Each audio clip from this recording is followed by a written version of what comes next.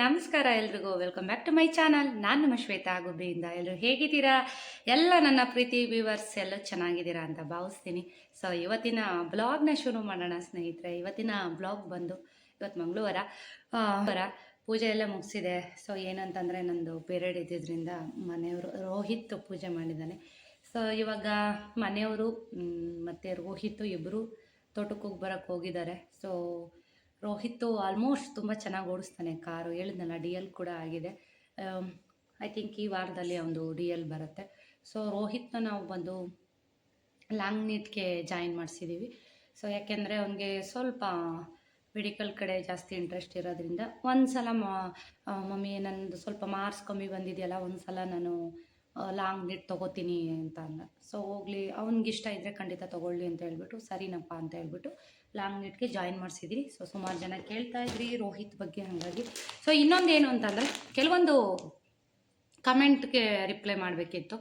ಏನು ಅಂತಂದರೆ, ಒಬ್ಬರು ಕಮೆಂಟ್ ಮಾಡಿದರು. ಏನು ಮಾಡಿದರು, ನಮ್ಮ ತಾಯಿಗೆ ಬ್ರೆಸ್ಟ್ ಕ್ಯಾನ್ಸರ್ ಇದೆ ಮ್ಯಾಮ್. ಸೊ ಹಾಗಾಗಿ ನೀವು ಎಲ್ಲಿ ತೋರಿಸಿದ್ರಿ, ಹೇಗೆ ಕ್ಯೂರ್ ಆಯಿತು ಅಂತೆಲ್ಲ ಕೇಳ್ತಾಯಿದ್ರು. ಆಲ್ರೆಡಿ ಅದ್ರ ವೀಡಿಯೋನ ನಾನು ಆಲ್ರೆಡಿ ಶೇರ್ ಮಾಡಿದ್ದೀನಿ. ಆ ವಿಡಿಯೋ ನೋಡೇ ಅವ್ರು ಕಾಮೆಂಟ್ ಹಾಕಿದ್ದಂಥದ್ದು. ಸೊ ಅವರು ಯಾವ ಊರವರು, ಎಲ್ಲಿಯವರು ಖಂಡಿತ ನನಗೆ ಗೊತ್ತಿಲ್ಲ. ನಾನು ಕಮೆಂಟ್ ಮುಖಾಂತರ ರಿಪ್ಲೈ ಮಾಡಿದ್ದೀನಿ.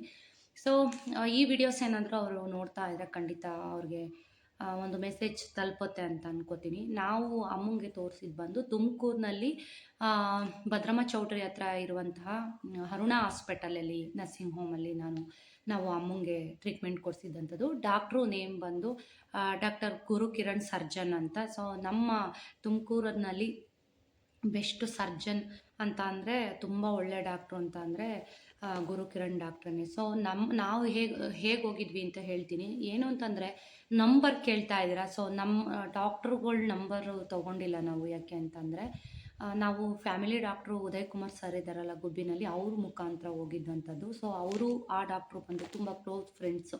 ಹಾಗಾಗಿ ಅವ್ರ ಮುಖಾಂತರ ನಾವು ಹೋಗಿದ್ದಂಥದ್ದು. ನಾವು ಫೋನ್ ನಂಬರೆಲ್ಲ ನಾವು ಕೇಳೋದಕ್ಕಾಗಲ್ಲ. ಯಾಕೆ ಅಂತಂದರೆ, ಅವರು ದೊಡ್ಡ ಸರ್ಜನ್ ಆಗಿರೋದ್ರಿಂದ ನಾವು ನಂಬರೆಲ್ಲ ಆಗಲ್ಲ, ಪೇಷಂಟ್ಗೆ ಐ ಥಿಂಕ್ ಕೊಡಲ್ಲ ಅಂತ ಅನಿಸುತ್ತೆ.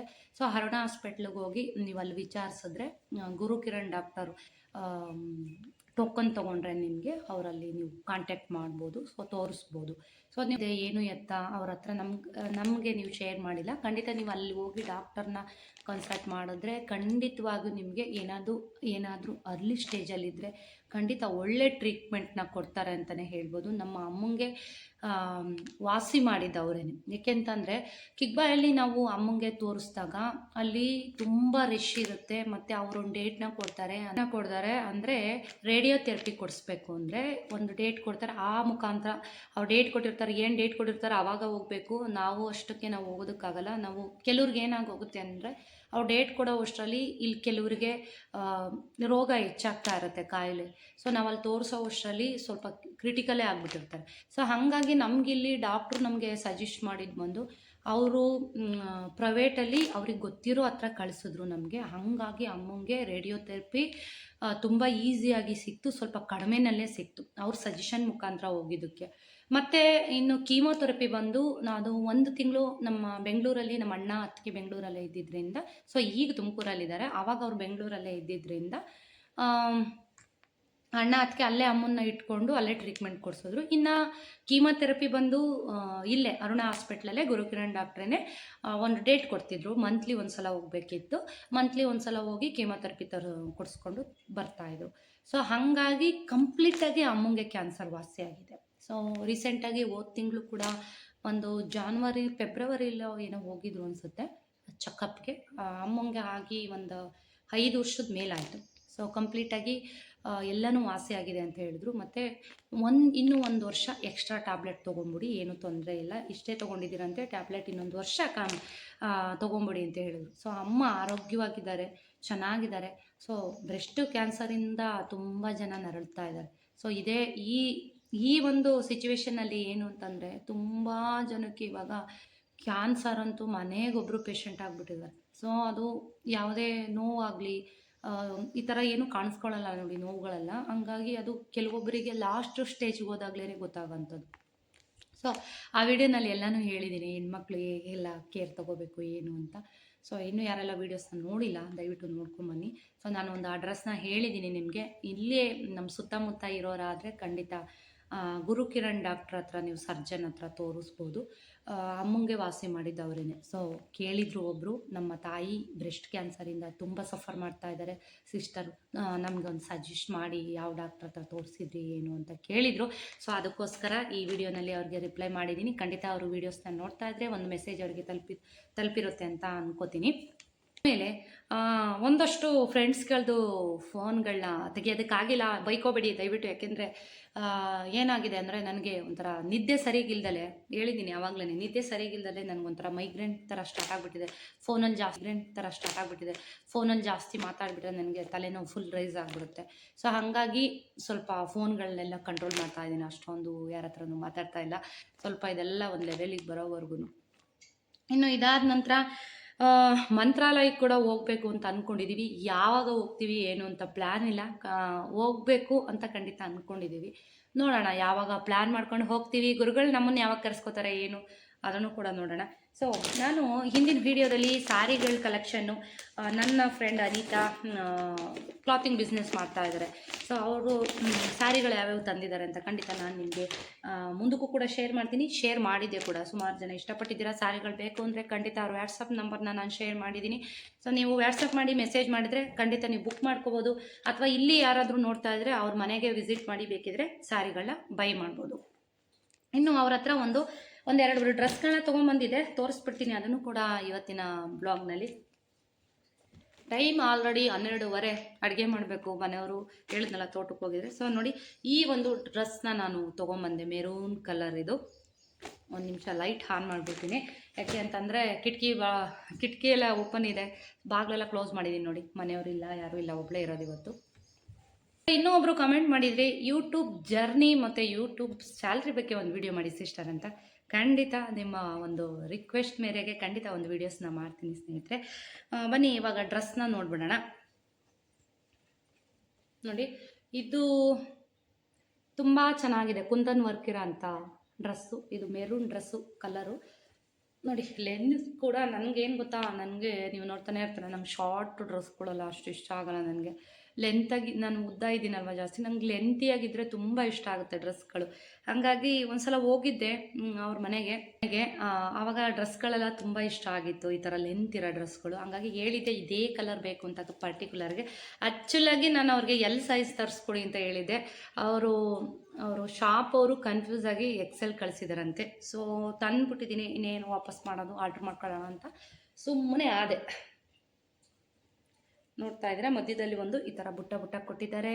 ಇದ್ರ ರೇಟ್ ಬಂದು 1300 ರೂಪಾಯಿಗೆ ನಿಮಗೆ ಕೊಡ್ತಾ ಇದ್ದಾರೆ ಫುಲ್ ಸೆಟ್.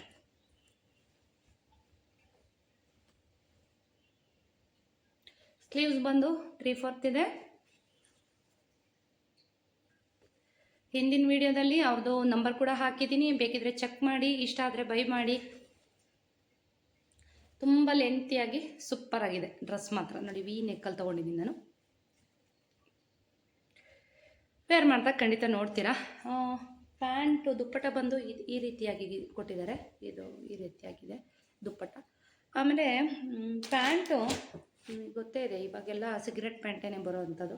ಸೊ ಆ್ಯಕ್ಚುಲಾಗಿ ನನಗೆ ಈ ಪ್ಯಾಂಟ್ಗಳು ಇಷ್ಟ ಆಗಲ್ಲ. ಸೊ ಲೆಗಿನ್ ವೇರ್ ಮಾಡ್ತೀನಿ ನಾನು. ನೀವು ಇಷ್ಟ ಆದವ್ರು ಬೇಕಿದ್ರೆ ವೇರ್ ಮಾಡ್ಬೋದು. ಸೊ ಈ ರೀತಿಯಾಗಿದೆ ಪ್ಯಾಂಟ್.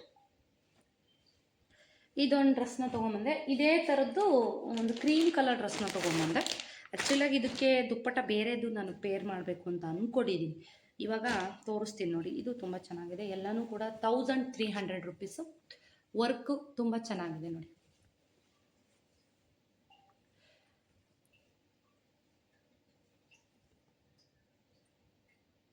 ತುಂಬ ಮಾರ್ಜಿನ್ ಇಟ್ಕೊಂಡು ಕೊಡ್ತಾ ಇಲ್ಲ ಸ್ನೇಹಿತರೆ. ಯಾಕೆಂದರೆ ಮೊದಲನೇ ಬಾರಿಗೆ ಅವರು ಸ್ಟಾರ್ಟ್ ಮಾಡಿರೋದ್ರಿಂದ ತುಂಬ ಮಾರ್ಜಿನ್ ಇಟ್ಕೊಂಡು ಕೊಡಲ್ಲ. ಕಸ್ಟಮರ್ ಬೇಗ ಇಂಪಾರ್ಟೆಂಟು ನನಗೆ. ಹಂಗಾಗಿ ಸುಮ್ಮನೆ ಒಂದು 100 ರೂಪೀಸ್ ಇಟ್ಕೊಂಡು ಕೊಡ್ತಾ ಇದ್ದೀನಿ ಅಷ್ಟೇ. ನಾನು ತುಂಬ ಮಾರ್ಜಿನ್ ಇಟ್ಕೊಂಡೆಲ್ಲ ಕೊಡ್ತಾ ಇಲ್ಲ ಅಂತಂದರು. ನೋಡಿ, ಈ ಥರ ಡ್ರೆಸ್ಸು ತೊಗೊಂಡಿದ್ದೀನಿ. ಇದು ತುಂಬಾ ಚೆನ್ನಾಗಿದೆ. ಇದು ಕೂಡ ನೋಡಿ ವರ್ಕೆಲ್ಲ. ಸೊ ಹಾಕಿದಾಗ ಖಂಡಿತ ತೋರಿಸ್ತೀನಿ ನಿಮಗೆ. ಇದು ಕೂಡ ತುಂಬ ಲೆಂತಿಯಾಗಿ ಇದೆ, ತುಂಬ ಕಲರ್ಸ್ ಇದೆ ಇದರಲ್ಲೂ ಕೂಡ. ನನಗೆ ಕ್ರೀಮ್ ಕಲರ್ ತುಂಬಾ ಇಷ್ಟ ಆಯಿತು, ಹಂಗಾಗಿ ತೊಗೊಂಡೆ. ಇದಕ್ಕೂ ಕೂಡ ಸೇಮ್ ಮೆರೂನ್ ಕಲರು ಪ್ಯಾಂಟ್ ಕೊಟ್ಟಿದ್ದಾರೆ, ಜೊತೆಗೆ ಈ ಥರ ಸೇಮ್ ಟು ಸೇಮ್ ದುಪ್ಪಟ್ಟ ಕೊಟ್ಟಿದ್ದಾರೆ. ನಾನು ಇದಕ್ಕೆ ಬೇರೆ ದುಪ್ಪಟ್ಟ ಪೇರ್ ಮಾಡೋಣ ಅಂತ ಅಂದ್ಕೊಂಡಿದ್ದೀನಿ. ಸುಮಾರು ದುಪ್ಪಟ್ಟಗಳು ನನ್ನ ಹತ್ರ ಇದೆ. ಸೊ ಬೇರೆದು ಹಾಕೊಳ್ಳೋಣ ಅಂತ ಅಂದ್ಕೊಂಡಿದ್ದೀನಿ. ಇನ್ನೊಂದೇನು ಅಂತಂದರೆ, ಹೇಳಿದ್ದೀನಿ ಆಲ್ರೆಡಿ, ಬೋಟಿಕ್ ಅವರು ಕನೆಕ್ಟ್ ಆಗಿದ್ದಾರೆ, ಬ್ಲೌಸ್ಗಳು ರೆಡಿ ಆಗ್ತಾ ಇದೆ. ಖಂಡಿತ ಬಂದ ಮೇಲೆ ನಾನು ಅದನ್ನು ಕೂಡ ನಿಮಗೆ ಶೇರ್ ಮಾಡ್ತೀನಿ. ಇನ್ನೊಂದೇನು ಅಂತಂದರೆ, ಮನೆ ಕಾಸ್ಟ್ ಎಷ್ಟಾಯಿತು ಅಂತ ಕೇಳ್ತಾ ಇದ್ದೀರಾ. ಮನೆ ಕಾಸ್ಟ್, ಹೊಸ ಮನೆದು ಕೇಳ್ತಾ ಇದ್ದೀರಾ. ಹೊಸ ಮನೆದು ಮತ್ತೊಮ್ಮೆ ಟೂರ್ ಮಾಡಿ, ಹೊಸ ಮನೆದು ಹೋಮ್ ಟೂರ್ ಮಾಡಿ ಅಂತ ಹೇಳಿದ್ದೀರಾ. ಸೊ ಖಂಡಿತ ಆ ಮನೆದು ಮತ್ತೆ ನಾನು ಏನು ಹೋಮ್ ಟೂರ್ ಮಾಡಿದ ಮೇಲೆ ಖಂಡಿತವಾಗಿಯೂ ಅದರದ್ದು ಕಾಸ್ಟ್ ಎಷ್ಟಾಯಿತು ಅಂತ ಖಂಡಿತವಾಗಿಯೂ ಶೇರ್ ಮಾಡ್ತೀನಿ ನಾನು ನಿಮ್ಮ ಜೊತೆ. ಇನ್ನೊಂದೇನು ಅಂತಂದರೆ, ವರಮಹಾಲಕ್ಷ್ಮಿ ಹಬ್ಬ ಬಂತು.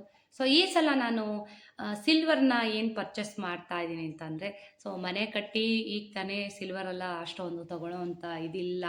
ಯಾಕೆಂದರೆ ಗೊತ್ತಿರುತ್ತೆ, ಮನೆ ಕಟ್ಟಿ ನೋಡು ಮದುವೆ ಮಾಡಿ ನೋಡು ಅಂತ ಮೊದಲೇ ದೊಡ್ಡವರು ಹೇಳ್ತಾರಲ್ವ. ಹಂಗಾಗಿ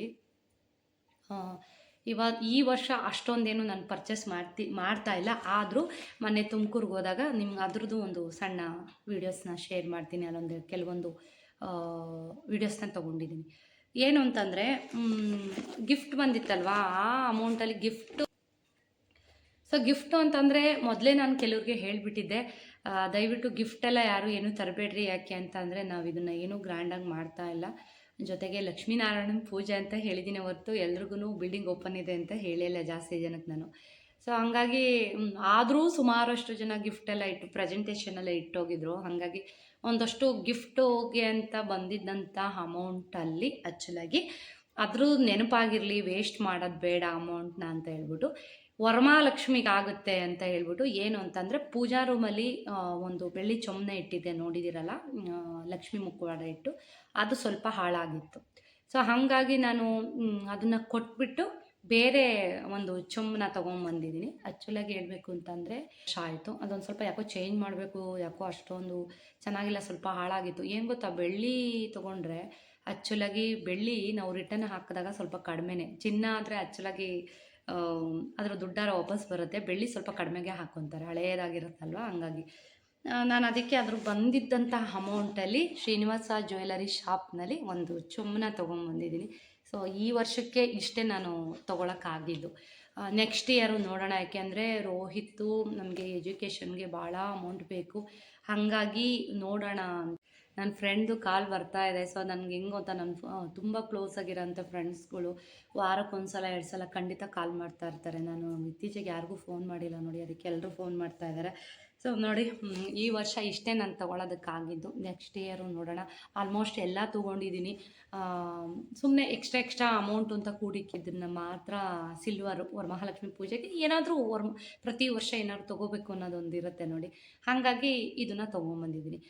ಏನು ಅಂತಂದರೆ, ಗೋಲ್ಡ್ ಪರ್ಚೇಸ್ ಮಾಡೋದು ಇದೆ, ಸಿಲ್ವರ್ ಕೂಡ ಪರ್ಚೇಸ್ ಮಾಡ್ತೀನಿ ಪ್ರತಿ ವರ್ಷ. ಅದಕ್ಕೆ ಅಂತ ಈಗ ಒಂದಷ್ಟು ಹೆಣ್ಮಕ್ಳುಗಳು ಏನು ಮಾಡಿಬಿಡ್ತಾರೆ ಅಂದರೆ, ಒಂದೇನೋ ತೊಗೋಬೇಕು ಅಂತ ಒಂದಷ್ಟು ಅಮೌಂಟ್ನ ಕೂಡಿಡ್ತಾ ಬಂದಿರ್ತಾರೆ. ಒಂದು ಸ್ಯಾರಿನೋ ಇನ್ನೊಂದು ಏನೋ ನೋಡಿದ ತಕ್ಷಣ ಅಯ್ಯೋ ಅದನ್ನು ನೆಕ್ಸ್ಟ್ ಇಯರ್ ತೊಗೊಂಡ್ರೆ ಆಯಿತು ಅಂತ ಪಟ್ಟಂತ ಅಮೌಂಟಿಂದ ಏನಾದ್ರು ತೊಗೊಂಡ್ಬಿಡ್ತಾರೆ. ಸೊ ನಾನು ಹಾಗಲ್ಲ, ನಾನು ಏನಕ್ಕೋಸ್ಕರ ಅಮೌಂಟ್ನ ಇಟ್ಟಿರ್ತೀನಿ. ಸೊ ಅದೇನೇ ಬಂದರೂ ಕೂಡ ಮನಸ್ಸನ್ನು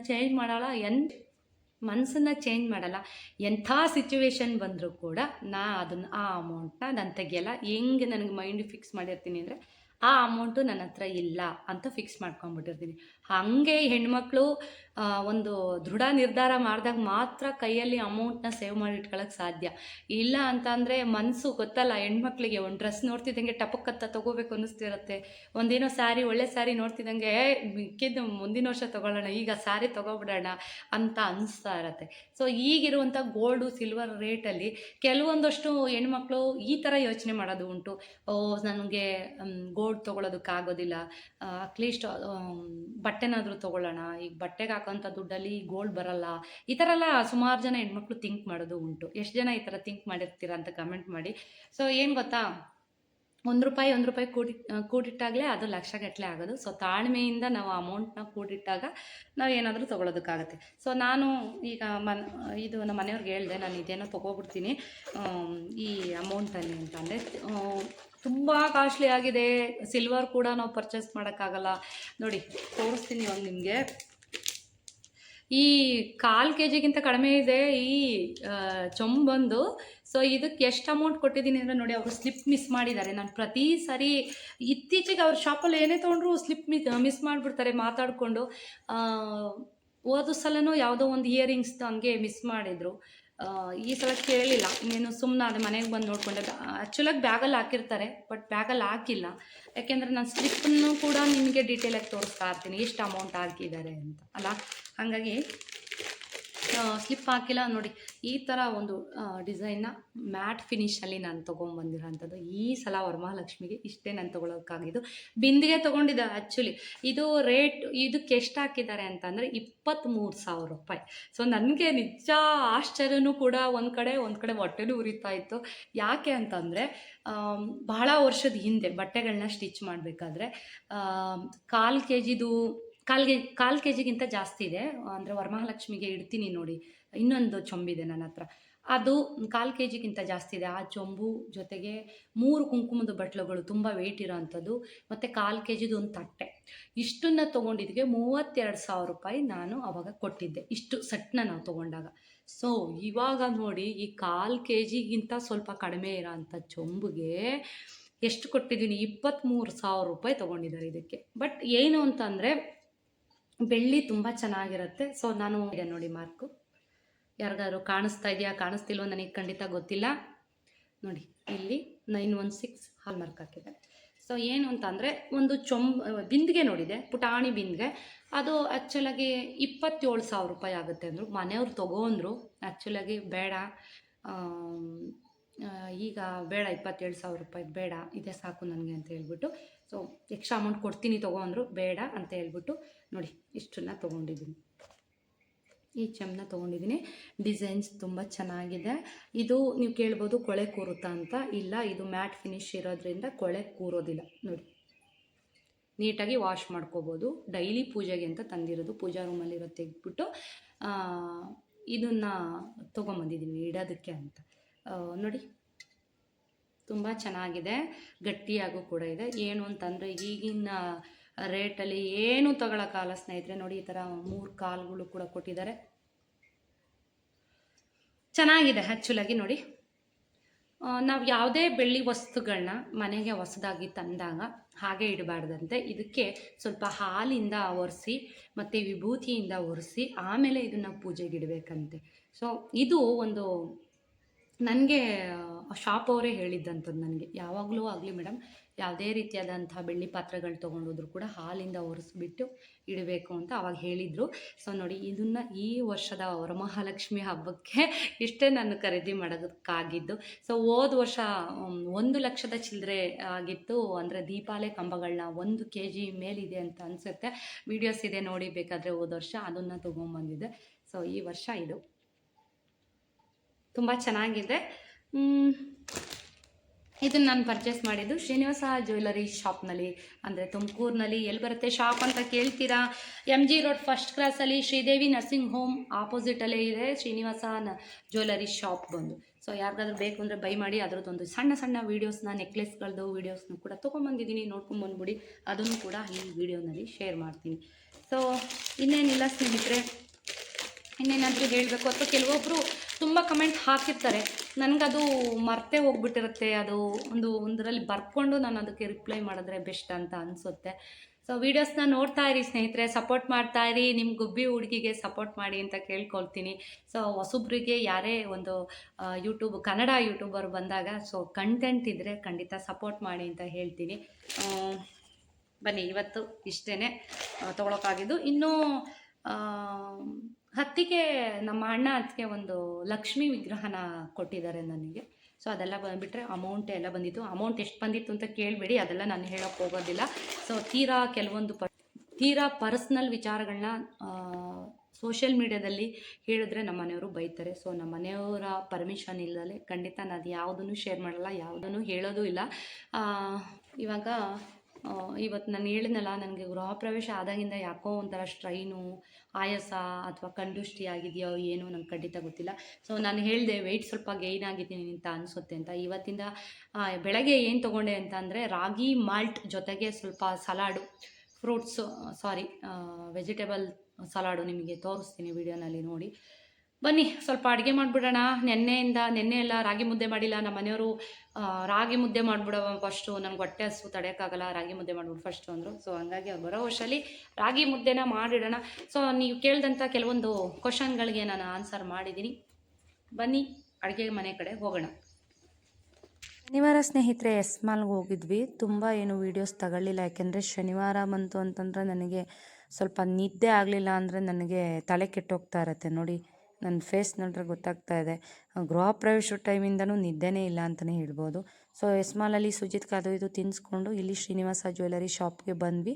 ಸೊ ಇದು ನೋಡ್ತಾ ಇದ್ದೀರಲ್ಲ, ಈ ನೆಕ್ಲೆಸ್ ಬಂದು ಈ ವಿತ್ ಇಯರಿಂಗ್ಸ್ ಸೇರಿ 16 ಗ್ರಾಮ್ ಇದೆ. ಮತ್ತು ಇನ್ನೊಂದು ತೋರಿಸ್ತೀನಿ, ಇದು ಬಂದು ಡೈಮಂಡು. ಸೊ ಸೈಡಲ್ಲಿ ನೋಡ್ತಾ ಇರೋ ಅಂಥದ್ದು, ಅದನ್ನು ಕೂಡ ವೇರ್ ಮಾಡಿ ನೋಡಿದೆ. ತೊಗೋಬೇಕು ಅಂತ ಕೆಲವೊಂದು ಸಲ ಅಂದ್ಕೋತೀನಿ, ಕೆಲವೊಬ್ರಿಗೆ ಆಗಿ ಬರಲ್ಲ ಡೈಮಂಡು ಅಂತಾರೆ. ಹಾಗಾಗಿ ಸ್ವಲ್ಪ ನೋಡ್ಬಿಟ್ಟು ಹಾಗೆ ಸುಮ್ಮನಾದೆ. ಅದು 2,09,000 ಏನೋ ಹೇಳಿದ್ರು. ಇದು ಭಾಳ ಇಷ್ಟ ಆಗಿತ್ತು. ತುಂಬ ಡಿಸೈನ್ಸ್ ಇದೆ, ತುಂಬ ಎಲಿಗೆಂಟ್ ಡಿಸೈನ್ಸ್ ಇದೆ ನೋಡಿ. ಇದು 14 ಗ್ರಾಮು, ತುಂಬ ಚೆನ್ನಾಗಿತ್ತು. ಒಳ್ಳೊಳ್ಳೆ ಡಿಸೈನ್ಸ್ ಇತ್ತು, ತೋರಿಸ್ತಾ ಇದ್ರು. ಬಟ್ ನನಗೆ ವೀಡಿಯೋಸ್ನೇ ತೊಗೊಳೋದಕ್ಕೆ ಟೈಮ್ ಇರಲಿಲ್ಲ. ಮನೆಯವರು ಒಂದೇ ಏನೋ ಪರ್ಚೇಸ್ ಮಾಡೋದಲ್ವ, ನೀನೇ ತೊಗೊಂಬಂದ್ಬಿಡು ಅಂತ ಕಾರಲ್ಲೇ ಕೂತಿದ್ರು, ಅವರು ಒಳಗಡೆ ಬರಲಿಲ್ಲ. ಸೊ ಇವೆಲ್ಲ ಸಾಲಿಡ್, ಅಂದರೆ ಲೈಟ್ ವೆಯ್ಟ್ ಅಲ್ಲ, ಗಟ್ಟಿ ಇದೆ. ಸೊ 14 ಗ್ರಾಮು, 13, 12 ಹೀಗೆಲ್ಲ ಇದೆ. ಒಳ್ಳೊಳ್ಳೆ ನೆಕ್ಲೆಸ್ಸು, ಪುಟ್ಟು ನೆಕ್ಲೆಸ್ ಎಷ್ಟು ಚೆನ್ನಾಗಿತ್ತು ಅಂತಂದರೆ ನನಗೆ ಈ ಥರದ್ದು ಭಾಳ ಇಷ್ಟ ಆಗ್ತವೆ. ಒಂದಷ್ಟು ಡೈಮಂಡ್ ನೆಕ್ಲೆಸ್ಸು ಮತ್ತು ಈ ಥರದ್ದು ಒಂದೆರಡು ವೀಡಿಯೋಸ್ನ ತೊಗೊಂಡು ಬಂದೆ. ಮೇಕಿಂಗ್ ಚಾರ್ಜ್ ಬಂದು 14% ಏನೋ ಹಾಕ್ತಾ ಇದ್ದಾರೆ. ಸೊ ನಿಮಗೆ ಗೊತ್ತೇ ಇದೆ, ಗೋಲ್ಡು 9,000 ದಾಟಿಬಿಟ್ಟಿದೆ. ನಾನು ಗೋಲ್ಡ್ ಏನೂ ಸದ್ಯಕ್ಕೆ ಇಲ್ಲಿ ನೋಡೋದಕ್ಕೆ ಹೋಗಲಿಲ್ಲ. ನಾನು ಒಂದು ತೋರಿಸಿದ್ನಲ್ಲ, ಮೊದಲನೇ ಬಾರಿನೇ ತೋರಿಸಿದ್ದೀನಿ, ಒಂದು ಚೊಂಬನ್ನ ತೊಗೊಂಡು, ಅದು ಬಂದು 180 ಹತ್ತತ್ರ 181 ಗ್ರಾಮು ಹತ್ತತ್ರ ಇದೆ. ವೇಸ್ಟೇಜ್ ಹಾಕೋದಿಲ್ಲ, ಮೇಕಿಂಗ್ ಹಾಕ್ತಾರೆ ಬೆಳ್ಳಿ ತೊಗೊಳೋದಕ್ಕೆ. ಸೊ ಹಾಗಾಗಿ ಅದಕ್ಕೆ 181 ಹತ್ತತ್ರ ಗ್ರಾಮ್ಗೆ 19,800 ರೂಪಾಯಿ. ಅಲ್ಲಿಗೆ ಮೇಕಿಂಗ್ ಚಾರ್ಜ್ ಬಂದು 3,200 ರೂಪಾಯಿ ಏನೋ ಹಾಕಿದರು. ಅಂದರೆ ಹಾಲ್ ಮಾರ್ಕ್ ಇರುವಂತಹ ಬೆಳ್ಳಿ. ಸೊ ಹಾಲ್ ಮಾರ್ಕ್ ಇರೋದು ಎಲ್ಲ ಕಡೆ ಸಿಗಲ್ಲ, ತುಂಬ ಚೆನ್ನಾಗಿರುತ್ತೆ ಕ್ವಾಲಿಟಿ. ಹಂಗಾಗಿ ತೊಗೊಂಬಂದೆ ನಾನು ಅದನ್ನು. ಅಲ್ಲಿಗೆ 23,000 ರೂಪಾಯಿ ಆಯಿತು. ಹೋಮ್ವರ್ಕ್ ಬರೀತಿದ್ದೀರಾ ಜಾಣ ಮರಿ?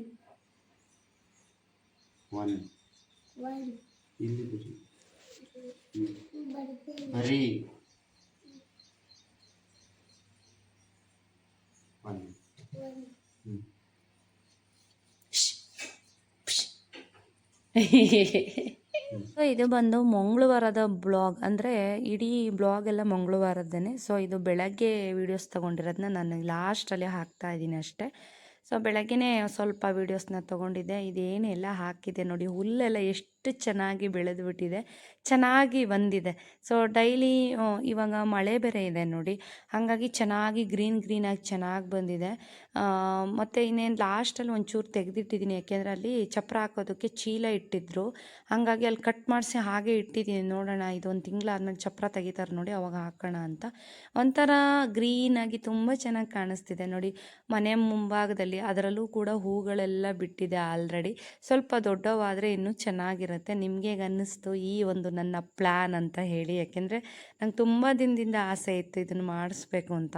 ಇವಾಗಂತೂ ನಮ್ಮ ಮನೆ ಬಾಗಿಲಂತೂ ನೀಟಾಗಿ ಆಗೋಗ್ಬಿಟ್ಟಿದೆ. ಸುಜಿತ್ಗಂತೂ ಖುಷಿಯೋ ಖುಷಿ. ಇಷ್ಟು ಎಲ್ಲ ಸಿಮೆಂಟ್ ಎಲ್ಲ ಹಾಕಿರೋದಕ್ಕೆ ತುಂಬ ನೀಟಾಗಿರುತ್ತೆ. ಸುಜಿತ್ಗೆ ಆಟ ಆಡೋದಕ್ಕೆ ತುಂಬ ಖುಷಿ ಅವನಿಗೆ. ಹಾಗಾಗಿ ಒಳ್ಳೆಯದಾಯಿತು ಇದು ಹಾಕ್ಸಿದ್ದು ಅಂತ ಅನ್ನಿಸ್ತು ನನಗೆ. ಮನೆ ಬಾಗಿಲೆಲ್ಲ ತುಂಬ ನೀಟಾಗಿದೆ ಇವಾಗಂತೂ. ಇನ್ನು ಇವು 2 ಪೋರ್ಷನ್ಗೆ ಗಿಡಗಳು ತರಬೇಕು. ಇವು 2 ಪೋರ್ಷನ್ ಮಧ್ಯದಲ್ಲಿ ಒಂದು ಬೆಂಚ್ ಕಲ್ಲನ್ನು ಹಾಕಬೇಕು ಅಂತ ಐಡಿಯಾ ಇದೆ. ಸೊ ಏನು ಅಂತಂದರೆ ಮನೆಯವ್ರಿಗೆ ವಾಕ್ ಮಾಡೋದಕ್ಕೆ ಸ್ವಲ್ಪ ಹೆಲ್ಪ್ ಆಗುತ್ತೆ ನೋಡಿ, ಅದಕ್ಕೋಸ್ಕರನೇ ಇಲ್ಲೆಲ್ಲ ಗಾರೆ ಹಾಕ್ಸಿದ್ದು. ವಾಕ್ ಮಾಡಿಕೊಂಡು ಸುಸ್ತಾದರೆ ಈ ಬೆಂಚ್ ಕಲ್ಲು ಮೇಲೆ ಕೂರೋ ಥರ ಒಂದು ಪ್ಲ್ಯಾನ್ ಇದೆ. ಒಂದು ಬೆಂಚ್ ಕಲ್ಲನ್ನು ತರಿಸ್ಬೇಕು ಅಂತ.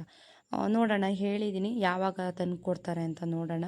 ಸೊ ಹೊಸ ಮನೆ ಈ ರೀತಿಯಾಗಿದೆ. ಸುಮಾರು ಜನ ಹೋಮ್ ಟೂರ್ ಮಾಡಿ ಅಂತ ಕೇಳ್ತಿದ್ದೀರಾ. ಖಂಡಿತವಾಗಿ ಮುಂದಿನ ಒಂದು ಬ್ಲಾಗ್ಗಳಲ್ಲಿ ಹೋಮ್ ಟೂರ್ ಮಾಡೋಣ ಅಂತ ಅಂದ್ಕೊಂಡಿದ್ದೀನಿ. ಸೊ ಇಲ್ಲೆಲ್ಲ ಸುತ್ತಲೂ ಕೂಡ ಕಳೆನಾಶಕನ ಸ್ಪ್ರೇ ಮಾಡಿಸಿದ್ವಿ. ಎಲ್ಲ ಒಣಗಿತ್ತು ನೋಡಿ, ಮಳೆ ಬಂದಿದ್ದ ತಕ್ಷಣ ಮತ್ತೆ ಎಲ್ಲ ಚಿಗುರಿ ಹಸ್ರಾಗಿದೆ. ಸೊ ಈ ರೋಡ್ ಹೇಗಾದರೂ ಇರಲಿ, ಈ ಕಾಲಕ್ಕಂತೂ ಈ ಜನ್ಮಕ್ಕಂತೂ ರೆಡಿ ಮಾಡಲ್ಲ. ಮನೆ ಮುಂಭಾಗದಲ್ಲಿ ನಾವೇ ರೆಡಿ ಮಾಡಿಸ್ಕೊಂಡಿದ್ದೀವಿ. ಇನ್ನು ಸುಜಿತ್ ಸ್ಕೂಲ್ಗೆ ಹೋಗೋದ್ರಿಂದ ಮನೆ ಇವಾಗಂತೂ ನೀಟಾಗಿರುತ್ತೆ ಯಾವಾಗಲೂ.